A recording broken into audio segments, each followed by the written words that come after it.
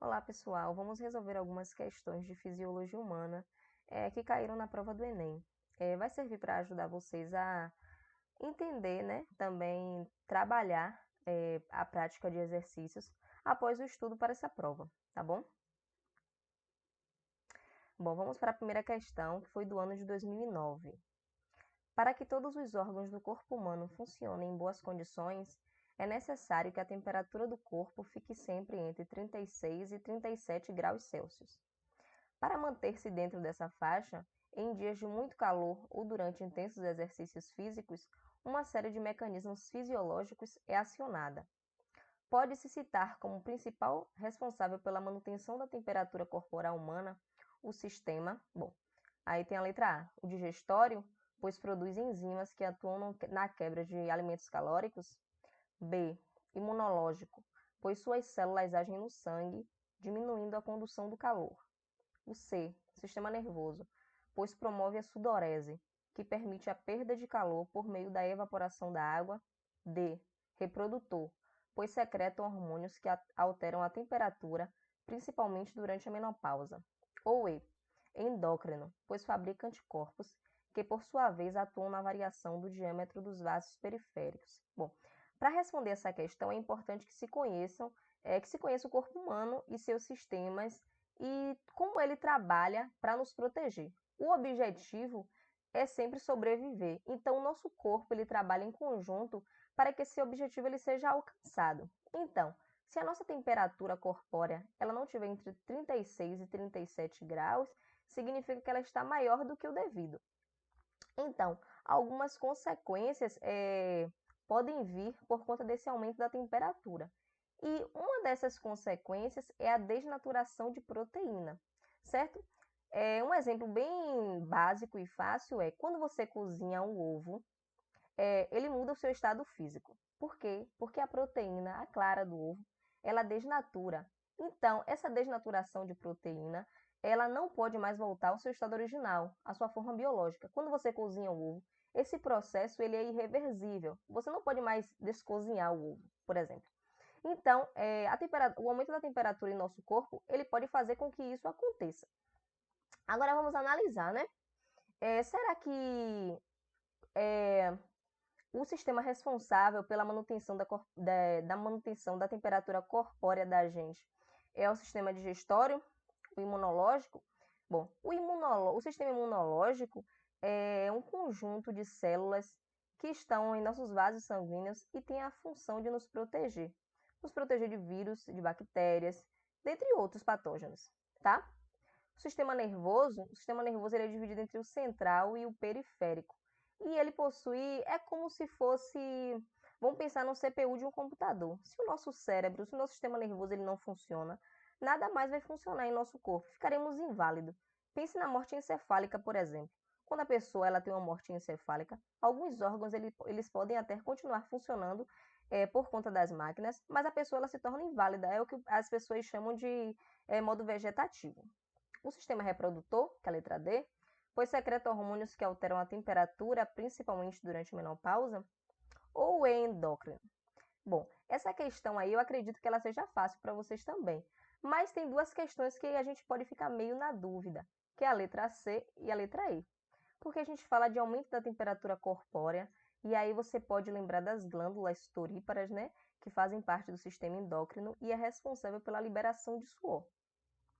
E aí você pensa também na letra C, o sistema nervoso, porque ele vai promover essa liberação de suor, que é a perda de calor por meio da evaporação da água. Pense um pouquinho, tá bom? Então, pessoal, a resposta correta dessa questão é a letra C. É o sistema nervoso que ele é responsável, tá? E aí o sistema nervoso, quando ele percebe que o nosso corpo ele está aumentando demais a temperatura, ele faz com que a nossa temperatura ela se mantenha na média, porque o objetivo é sobreviver. Se a nossa temperatura ela aumenta demais, vai ocorrer algumas consequências com o nosso corpo, e como eu já citei, uma delas é a desnaturação de proteína. E sem a proteína a gente não pode viver, certo? Então a resposta correta é a letra C, sistema nervoso, pois ele vai promover a sudorese, que vai permitir a perda de calor por meio da evaporação da água. Eu coloquei uma imagem aqui legal para vocês, né? Vamos ver. Olha só. É aqui um ambiente frio. Deixa eu pintar. Um ambiente frio. Vixe, foi. E um ambiente quente. Pronto. Aqui tem o hipotálamo, tá? No sistema nervoso. E aí, olha só. Quando o ambiente está frio, o que é que vai acontecer? A vasoconstrição dos capilares próximos à superfície da pele para a conservação de calor, porque o ambiente está frio. Olha só, então vai ocorrer o quê? A vasoconstrição é o oposto da dilatação. Ele vai ser comprimido, os vasos eles serão comprimidos para evitar com que a gente perca o calor, porque já está frio o ambiente. E aí o que acontece aqui embaixo? A secreção de suor cessa e os pelos ficam eriçados, aprisionando a camada de ar. Você já percebeu que quando você sente bastante frio e seus pelos eles ficam eriçados, como se estivessem arrepiados? Então é porque você está com calor. E aí o nosso corpo ele está tentando manter a temperatura média. Então, independente da temperatura do ambiente, o nosso corpo ele vai fazer alguma coisa para com que a gente não venha a sofrer, tá? Então vamos lá para o ambiente quente. Quando está quente demais, você está na praia ou você está em outro lugar, ou fazendo exercício físico, por exemplo, os capilares eles vão se dilatar, eles vão aumentar de tamanho, tá? Os capilares são vasos sanguíneos finíssimos que são encontrados em várias partes do nosso corpo, principalmente em superfícies da pele, tá bom? Então, os capilares eles vão dilatar próximo à superfície da pele para liberar o calor no ambiente, para que o nosso corpo ele não fique quente demais, para que a nossa temperatura ela não venha aumentar. E com a nossa pele, o que é que vai acontecer?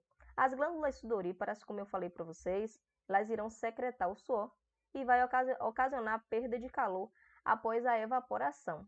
E esse calor ele deve ser perdido para que o seu corpo ele não fique quente demais, tá bom? Vamos ver essa questão aqui de 2011. Um paciente deu entrada em um pronto-socorro apresentando os seguintes sintomas: cansaço, dificuldade em respirar e sangramento nasal. Deixa eu ver se eu consigo pintar aqui. Ah, consegui. O médico solicitou um hemograma ao paciente para definir um diagnóstico. Os resultados estão dispostos na tabela. O constituinte, número normal e paciente, tá bom? Aqui, deixa eu colocar para ficar melhor visível. Vixe, pintei errado ali embaixo. Ah, não dá para pintar a imagem, não. Bom, os glóbulos vermelhos. O número normal é 4,8 milhões por milímetros cúbicos. O paciente ele estava com 4 milhões por milímetros cúbicos. Os glóbulos brancos, o normal de 5.000 a 10.000. O paciente ele tinha um pouco menos, 9.000. E as plaquetas, o normal é de 250.000 a 400.000 por milímetros cúbicos. E o paciente ele também estava abaixo da média, ele estava com 200.000 por milímetros cúbicos, tá? Olha só, relacionando os sintomas apresentados pelo paciente com o resultado de seu hemograma, constata-se que... Rapidinho uma pausa. Gente, olha só, para responder essa questão é importante a gente saber qual a função das células. Essas células aí, o que elas fazem? Para que servem os glóbulos vermelhos? E os glóbulos brancos? E as plaquetas? Para que servem as plaquetas e quem são as plaquetas? Se você não souber o significado, a importância dessas células para o nosso corpo, você não consegue responder essa pergunta, tá bom? E aí a questão, se você sabe para que servem essas células, você já mata a questão porque ela diz, já tem na tabela o número normal e o que foi constatado no hemograma do paciente, entendeu? Olha só, relacionando os sintomas apresentados pelo paciente com os resultados de seu hemograma, constata-se que A. O sangramento nasal é devido à baixa quantidade de plaquetas que são responsáveis pela coagulação sanguínea. Deixa eu pintar aqui para chamar atenção, para enfatizar, tá bom? B. O cansaço ocorreu em função da quantidade de glóbulos brancos que são responsáveis pela coagulação sanguínea. Como eu falei para vocês, repare que se você não souber para que serve a célula, você não consegue responder a pergunta, tá? Ah, sim, gente. As plaquetas, elas são, como eu posso dizer, são fragmentos de células. Elas não são células propriamente ditas, tá bom? Letra C. A dificuldade respiratória ocorreu da baixa da quantidade de glóbulos vermelhos, que são responsáveis pela defesa imunológica. Ou D. O sangramento nasal é decorrente da baixa quantidade de glóbulos brancos, que são responsáveis pelos transportes de gases no sangue. Ou E. A dificuldade respiratória ocorreu pela quantidade de plaquetas que são responsáveis pelo transporte de oxigênio? Vamos ver isso aqui. Eu vou falar o que cada célula faz e você mesmo vai dizer qual é a resposta correta, tá bom? Então, os glóbulos brancos, eles também são chamados de hemácias, eritrócitos, são as células do nosso sangue. E essas células, elas são responsáveis pelo transporte de gases, tá? Claro, o oxigênio está incluso. E esse transporte de gases, ele é possibilitado devido à presença de hemoglobina nessa célula. Então, você inala o oxigênio da atmosfera, certo? Ele vai para os seus pulmões e faz todo aquele processo respiratório que eu acredito que você já conhece. Se você está tentando responder essa questão, é porque você já estudou. Então, as hemácias, que são os glóbulos vermelhos, vai pegar esse oxigênio e vai transportar para aquela célula que está lá precisando de oxigênio. Imagine que é uma célula de sua pele, uma célula de seu fígado, está lá precisando de oxigênio. Então, a hemácia vai fazer esse transporte, tá? Os glóbulos brancos são as células de defesa do nosso sistema imunológico. Se você tem um vírus ou se você tem uma bactéria que por acaso vai te fazer mal, são essas células que vão agir para te defender, para me defender, tá? E as plaquetas são fragmentos celulares. As plaquetas, elas são responsáveis pela coagulação sanguínea. Então, se você tem problema de coagulação, a sua plaqueta ela está em baixa quantidade, ela está abaixo do nível normal, ou então você tem uma doença chamada de hemofilia. Então, já está na cara que a resposta correta é a letra A, né? O sangramento nasal é devido à baixa quantidade de plaquetas que são responsáveis pela coagulação sanguínea. Como eu falei com vocês, se você sabe para que cada célula serve, para que serve a plaqueta, que são fragmentos de célula, você consegue responder essa questão, tá? Deixa eu ver, coloquei acho que a imagem aqui. Olha só. Bom, então aqui ó, tem o plasma, tá? O plasma ele compõe 60% dos compostos que estão em nossos vasos sanguíneos. Tem também os glóbulos brancos, que eu falei com vocês, que são as nossas células de defesa, e os glóbulos vermelhos, que são as hemácias. Todos esses aqui juntos, ó. Tá vendo aqui? As células as hemácias, os glóbulos vermelhos, as células de defesa. E olha aqui, bem pequenininho, tá vendo as plaquetas? É elas que são responsáveis pela coagulação do seu sangue. Então, se você se machuca e o seu sangue ele coagula, impedindo a hemorragia, significa que as plaquetas estão funcionando bem, tá? Vamos ver a terceira questão, que foi de 2017. Pesquisadores criaram um tipo de plaqueta artificial. Já sabe para que serve a plaqueta, vai ficar fácil também de responder essa questão. Feita com um polímero gelatinoso coberto de anticorpos, que promete agilizar o processo de coagulação quando injetada no corpo. Se houver sangramento, esses anticorpos fazem com que a plaqueta mude sua forma e transforme-se em uma espécie de rede que gruda nas lesões dos vasos sanguíneos e da pele. Qual doença cujos pacientes teriam melhora de seu estado de saúde com o uso desse material? Você conhece essas doenças? Quais são as causas? Por que ter essa doença? Se você conhece, você também responde com muita facilidade. Está falando do problema de coagulação sanguínea. Vamos às assertivas. Letra A, filariose. B, hemofilia. C, aterosclerose. D, doença de Chagas. Ou E, síndrome da imunodeficiência adquirida, que é a AIDS, tá bom? Bom, letra A, filariose. A filariose tem como seu agente etiológico a Wuchereria bancroft. Vocês podem analisar o ciclo o ciclo de vida desse parasita, tá bom? Ele causa inchaço em seios, testículos e em pernas também. Você pode olhar a imagem no Google, tá? Fica bem fácil. E aí você vai procurar saber qual a causa da doença e para poder responder essa questão. Vamos analisar. A letra B, hemofilia. A hemofilia é uma doença encontrada em pessoas que possuem uma baixa de plaqueta com problemas de coagulação de sangue. A letra C, aterosclerose. A aterosclerose é causada por acúmulo de placas de gordura em artérias e isso faz com que a passagem de sangue ela seja impedida. D, doença de Chagas. A doença de Chagas tem como vetor o barbeiro e seu agente etiológico é o Trypanosoma cruzi. Essa doença, algumas das formas de se adquirir essa doença, acredito que vocês nem tenham escutado falar muito, por cana-de-açúcar, tá bom?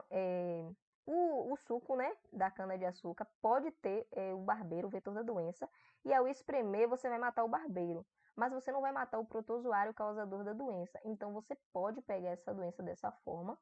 Outra forma também é açaí, muita gente gosta, né, mas também existe uma possibilidade de se adquirir a doença dessa forma, tá bom? E a letra E, síndrome da imunodeficiência adquirida, AIDS. Gente, muita gente conhece as formas de se adquirir a AIDS, né? Então, será que um dos sintomas da AIDS seria a falta de coagulação sanguínea? A gente sabe que um dos sintomas da AIDS é a baixa da quantidade de células do nosso sistema imunológico, e isso faz com que a gente fique imune a doenças oportunistas, como um exemplo a tuberculose. Então, gente, a resposta correta está na cara, que é a letra B, porque eu também tinha mencionado na segunda questão sobre a plaqueta, a sua importância, né, para o nosso corpo, e eu também mencionei a hemofilia, então ficou bem fácil essa, né? Vamos lá. Ah, sim, coloquei a imagem aqui, ó, legal. Aqui tem o vaso sanguíneo, tá bom? Ocorreu uma lesão, olha só a lesão em ambos os lados. Aqui tem o processo de coagulação normal. Então, se você tem uma quantidade de plaquetas adequada, você não possui hemofilia. Quando você tem uma lesão, é assim que vai funcionar o processo de coagulação em seu corpo. Misericórdia. Ah, ficou assim mesmo. Bom, aqui tem o início da formação do coágulo por conta da presença de plaquetas, tá bom? Que são fragmentos de células presentes em nossos vasos sanguíneos. E aqui, olha só, no processo de coagulação normal, o coágulo ele vai estancar a hemorragia, você vai parar de sangrar. Já no processo de coagulação na hemofilia, o coágulo ele não vai estancar a hemorragia e você vai sempre estar perdendo muito sangue. Quando eu falei com vocês que as células sanguíneas, os glóbulos vermelhos, eles são responsáveis pelo transporte de oxigênio, quando você está perdendo essas células, você também está perdendo oxigênio. Então, você fica, de certa forma, deficiente de oxigênio em inúmeras células do seu corpo, podendo causar necrose tecidual, tá bom? Vamos ver a quarta e última questão, foi do ano de 2015. Durante uma expedição, um grupo de estudantes perdeu-se de seu guia. Ao longo do dia em que esse grupo estava perdido, sem água e debaixo do sol, os estudantes passaram a sentir cada vez mais sede. Consequentemente, o sistema excretor desses indivíduos teve um acréscimo em um dos seus processos funcionais. Nessa situação, o sistema excretor dos estudantes: A. Aumentou a filtração glomerular. Glomérulos, eles estão presentes dentro dos nossos rins, tá bom? Se você conhece o sistema urinário, também chamado de sistema excretor, você vai perceber qual a função do glomérulo, como ocorre a filtração, tá? Dos compostos que não serão mais utilizados pelo nosso corpo, que vão se transformar em urina, além também da água, da grande quantidade de sais, também proteínas. Tudo isso vai ser filtrado e vai ser transformado em urina e que vai ser armazenado na bexiga até o momento de sua liberação, tá? Então, vamos lá, letra B. O sistema excretor ele produziu um maior volume de urina? C. Produziu urina com menos ureia? D. Produziu urina com maior concentração de sais? Ou E. Reduziu a reabsorção de glicose e aminoácidos? Pense assim, você está com sede e aí você tem, claro, menos água em seu corpo. Se você não bebe água, o seu corpo ele precisa de água. É uma dica importante para você. Se faltar água em sua casa, tem 2 dias sem água, em sua casa, no bairro, na cidade, o que é que você tende a fazer? Você tende a economizar água. Você não sabe quando a água vai voltar e você não quer ficar sem água, então você vai querer economizar cada vez mais água. O seu corpo ele vai fazer a mesma coisa. Tá faltando água em seu corpo, você precisa de água e o seu corpo ele não vai lá buscar água, você não tem água, você está perdido e você precisa de água.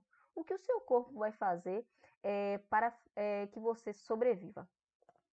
O seu corpo ele também vai economizar água, da mesma forma que se falta água em onde você mora, você vai economizar. Então, o seu corpo ele também tende a diminuir a liberação de água pela urina. Se é pela urina que a gente está liberando água, então, não é só água, tá, gente? Tem a água, sais, aminoácidos, dentre outros compostos. Mas você está com pouca água, o seu corpo ele precisa economizar. Então, ele vai aumentar a filtração glomerular, ele vai produzir um maior volume de urina. Se não tem água, por que produzir um maior volume de urina? Ele vai produzir urina com menos ureia? Ou D, ele vai produzir urina com a maior concentração de sais? ou ele vai reduzir a reabsorção de glicose e aminoácidos? Gente, a resposta correta é a letra D. Vai ser produzida uma urina com a maior concentração de sais. E por que vai ser, essa urina vai ser produzida com a maior concentração de sais? Porque tem pouca água. Se tem pouca água, o seu corpo ele não pode liberar muita água, porque senão você vai se desidratar. Então, ele vai liberar uma menor quantidade de água e uma maior concentração de sais, porque você tem muito pouca água para ficar diluindo esses compostos. Então, essa grande quantidade de sais ela vai ter que ser liberada com uma pequena quantidade de água, tá bom? Vamos ver essa imagem aqui que eu coloquei, olha só. E outra coisa, se você por acaso bebe pouca água, com essa grande quantidade de concentração de sais, com essa urina concentrada, tá vendo aqui na bexiga? Olha só, aqui formou uma pedra no rim. Essa pedra é proveniente do acúmulo de sais, tá bom? A gente ingere, né, muitos sais e açúcar, aminoácido, essas coisas, e aí você precisa beber também água para que isso tudo seja liberado, tá bom? Então aqui, olha só, você bebeu pouca água e você consome bastante sais. Isso você vai fazendo constantemente. Vai formando pedras nos rins e aqui, olha, a pedra do rim, ela passou para a bexiga. Por quê? Porque tem pouca água e a pouca quantidade de água, ela não vai ser liberada em grande quantidade e ela não consegue diluir todo esse composto. Então, o conselho é beba água. Bom, gente, por hoje é só. Eu vou estar fazendo outras aulas posteriormente e estarei sempre publicando aqui para vocês, tá bom? Beijos e até a próxima aula.